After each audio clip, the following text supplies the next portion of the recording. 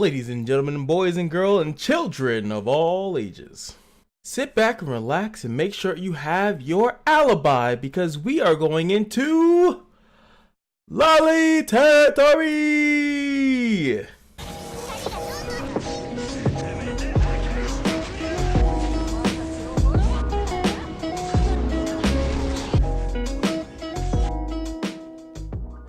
What's going on, guys? It is your boy Cash, and we are here today to go over Silvaria, the queen, the female Dryan, like the little sister I think I called her before,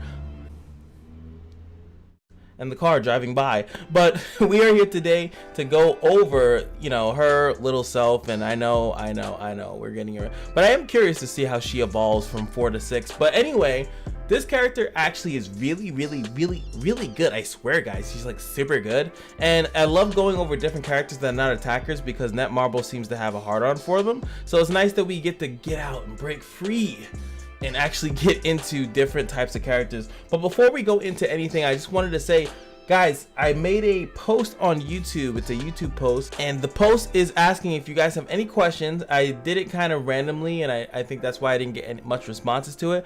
I want to see if you guys have any questions for me. If you do, put it into that post. If you really are lazy, you can put it into the comments of this one. Just let me know that it's the AMA, Ask Me Anything. And yeah, I want to make this a 2K video to thank you guys, but I don't want it to just be about me talking the entire time. So if you guys want to, feel free to ask me any questions, and I will try my best to answer them. Without further ado, let's go into Varia of Sylv, and let's see what she looks like as she grows up. So this is the basic one, so let's try to point out what happens. I can't see it. Not really a change. What about last one? Leggings? Her legs change. That's all I really see. Maybe like the outfit? No, I guess like the color's changing. Like she's getting more armor. I can kind of see that. I don't know. Doesn't seem like much. They were like, she's a lolly. We don't have to do anything. We've already won the war, boys. We won the war. Anyway, let's go into what she actually does. But you know, she is a pretty cool character. She's part of the Dryan, the Emperor's Children's family, which is cool. I have no idea what they do with the Dryans because I gave up on the story a long time ago. But it's cool that they're like these dragons. It seems that only some of them can transform. I kind of wish that they all could and kind of showcase it, and that'd be like a different form. I've always wanted that. But you know, let's focus on what we have and not what we don't have. You know, that is a virtue, ladies and gentlemen. So first we have the leader skill, which is going to be Amassed Life. Increases allies attack by 12% and accuracy by 6% per surviving ally. So this is a pretty decent one because it's 60% when 5 people are alive, and it's obviously 30% accuracy boost when you have, you know, 5 people alive as well. Now there are some leader skills that just give you a flat out 60 or something of that nature, so it's kind of like gonna be better than hers. But the free accuracy is really good, obviously in the dungeon, in Astaroth dungeon. They can dodge your skills, be aware of that. The attack is there and you get a little combination of it, but obviously as people start dying, her passive kind of sucks. Her leader skill sucks, sorry. And more recent dungeons, they do put evasion in the more recent dungeons, like the last, I think 10 maybe dungeons or so. I don't know how many have evasion, so I guess accuracy is becoming more relevant. Auto HP is still trash. Anyway, passive skill number 1, Silverlight Blessing. Upon an ally's death, consume 1 Silverlight magic to revive 1 ally with 30% of their HP. Decrease target skill cooldowns by 1 turn and grants them a shield equal to 200% of the target's max HP for 1 turn. This is awesome. Such a great revive passive. Well, obviously most of you guys already know that she will pretty much keep reviving. She can kind of keep it up for a decent amount of time, and she also has revives as well. So it's just a really awesome passive for just keeping characters in the mix. As long as they don't get anti-revive, they'll just keep coming back, and she has this available to her to keep doing that as long as you can keep up the Silverlight magic. Her next passive is Silver Beacon. The caster becomes immune to charms and silence and obtains 2 Silverlight magics at the start of the wave. So that's 2 free revives, including herself. I think I found that out, and I'm happy someone else told me, so it was pretty cool that I was put into the mix of other people telling me that yes, her passive includes herself. I was kind of scared that if you killed her, then that was the first one, you snipe her out and nothing else matters, because she does not have a resolve, as you guys can see. So it's nice that her passive includes herself, so she can, even if you're trying to snipe her, will be able to die 2 times off jump, which is really good. Another thing to note is that you can only have 3 at a time, so you have to kind of balance them out. Also remember that she decreases damage taken by 50% if she has silver light magic. So as long as no one is on your team is dying, she's taking less damage, which means, you know, you have the revive saved up to when you really need it, which is awesome. So let's go into the first skill, which is going to be Silver Flash. It's going to be a single target attack, which no one cares about that on a support. 50% chance to remove 1 buff from the target, which is pretty good. Restores 10% HP of the ally with the lowest HP. As we bring this up, the, you know, obviously the attack goes up, but what's important here, dang, look at that. Doesn't really go up until here, but eventually it gets to be an 85% chance to remove 2 buffs, which is really good, and 20% to boost up the HPs, recover the HP of your ally with the lowest. So this is where like multi-strike comes in pretty good, counter comes in pretty good, and you know, it's okay. I don't really suggest her on multi-striking or counter. It's just not my thing to do. Sorry, let me adjust the screen one more time. There we go, perfect. So yeah, that's cool, that's decent enough for her, but S2 I think is the place that we want to be. Is the Radiant Blessing. Restores an ally and 2 adjacent, so it's a cone heal, and removes 1 debuff. I just like removing debuffs because there's just so many in the game, so I want to remove whatever oogie boogies are on me. And of course it obtains 1 silver light magic, so she starts off with 2, and this is how you get your 3. Now as you can see, as you level this up, the heal gets better, and I think, where is that, at level 3 you obtain 2 silver light magics. So I mean, it kind of sucks as far as like, since you start off with 2, then you're pretty much losing 1, but this is more or less when you are obviously have revived some people, you want to get back to 3 as soon as possible. As we know, with the 60 passive, you're going to be taking less damage, so you want to keep those up as much. So that's where it really comes into handy, so that's pretty good. Once you max it out, it's going to remove 2 debuffs, and as you can see, it doesn't go up to 2 debuffs until you hit level 6, removing 2 debuffs, healing 55%, and it hits all allies. I actually didn't even notice that before. When does it hit all allies? It only once it gets to 6. So a full all ally heal, removing 2 debuffs and giving yourself 2. That is amazing. I think this is definitely where you want to start the skill up train, in my opinion. The S3, the Silverlight Circle, revives 2 allies with 40% of the HP, decreases the target's skill cooldowns by 1. Now, when you hit level 3 here, you will obtain 1 Silverlight Magic, which is pretty good. Obviously, we know this.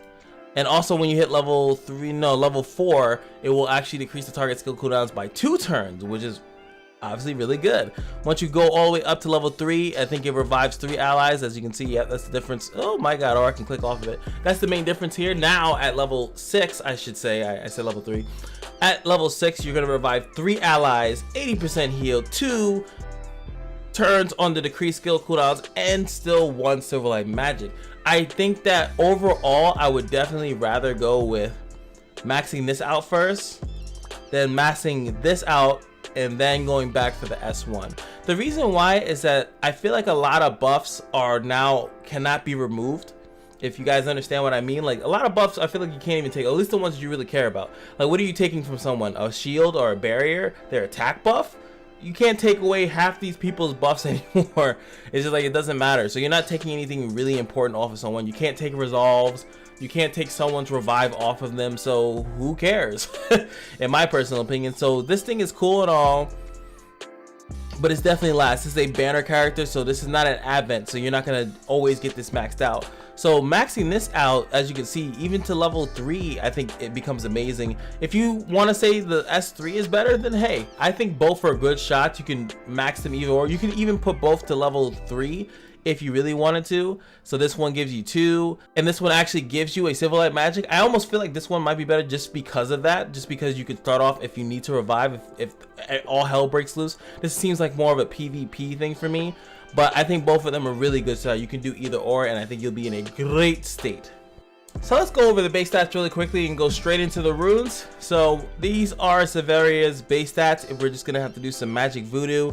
Everything is gonna be the same as a support, so I don't really want to keep going over that in the future of these guides. I don't really want to go over their base stats outside of the speed, because that's the only thing that matters here. So the attack speed is gonna be 567. She is relatively quick.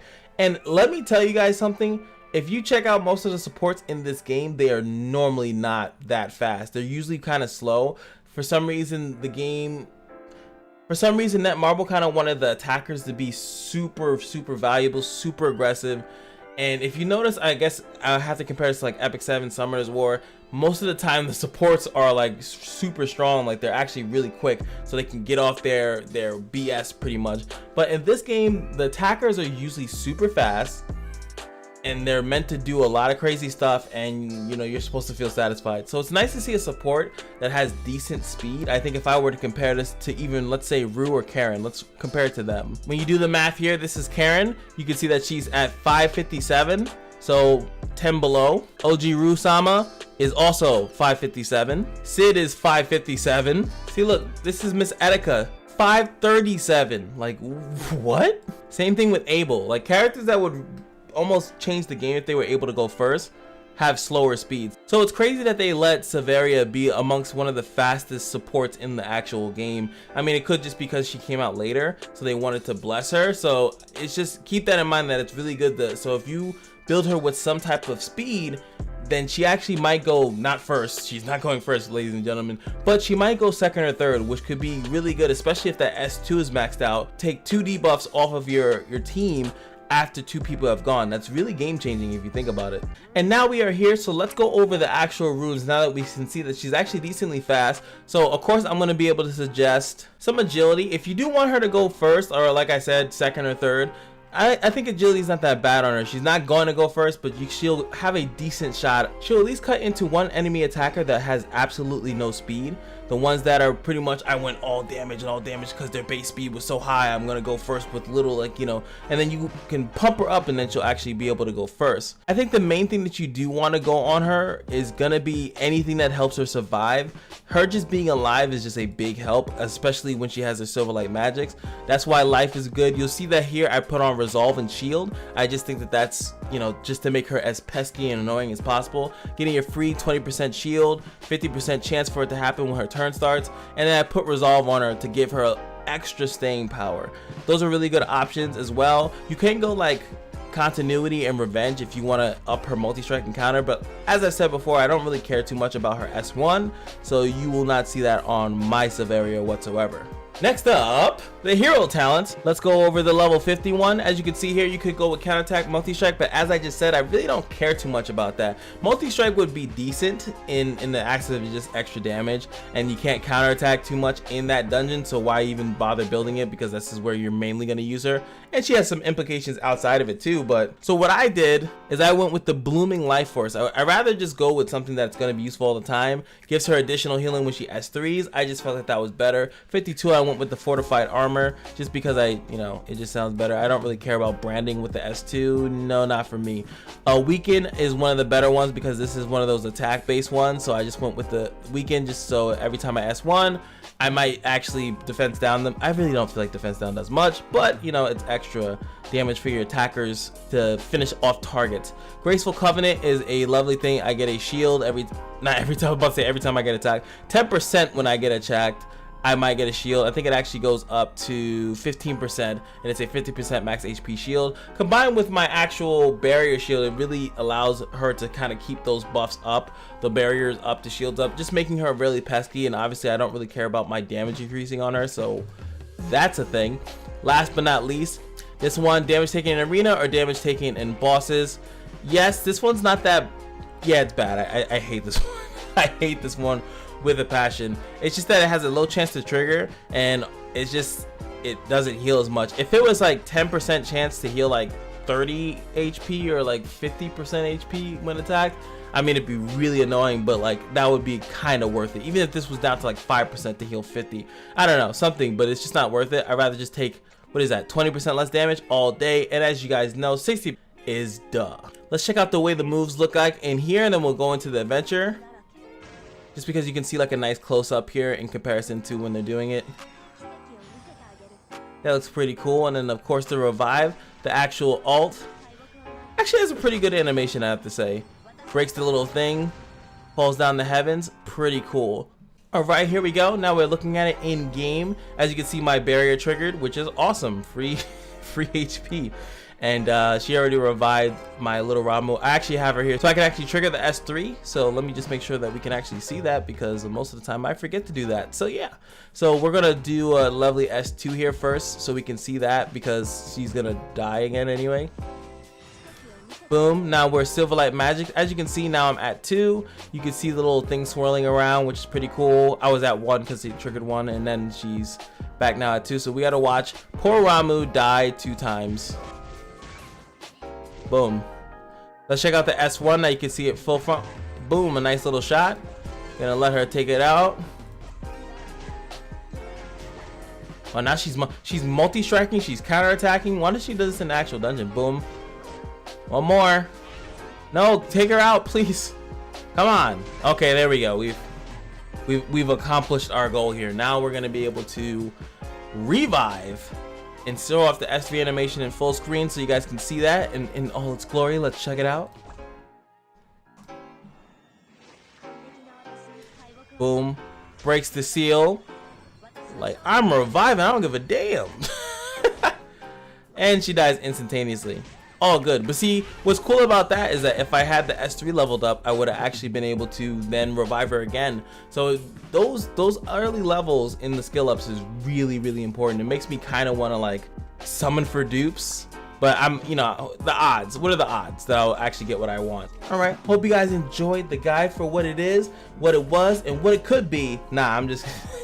That was the best thing I think I could do. It's kind of hard to do support sometimes because it really depends on what you're trying to apply them to, or what, you know, where they're going to be used.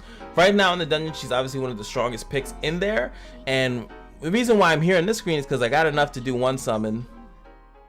Not enough room though. Now we got enough room. All right, let's do this. Let's see the good old luck and end the video off with a bang as the best guide ever to ever grace this period, or just be disappointed. All good in the hood. Hope you guys enjoyed, and remember, like I said, check out that Ask Me Anything post on YouTube. I really would appreciate it. But remember, one last very special thing is that every day at the Kashino is your lucky day, and I will see you guys in the next video. Peace.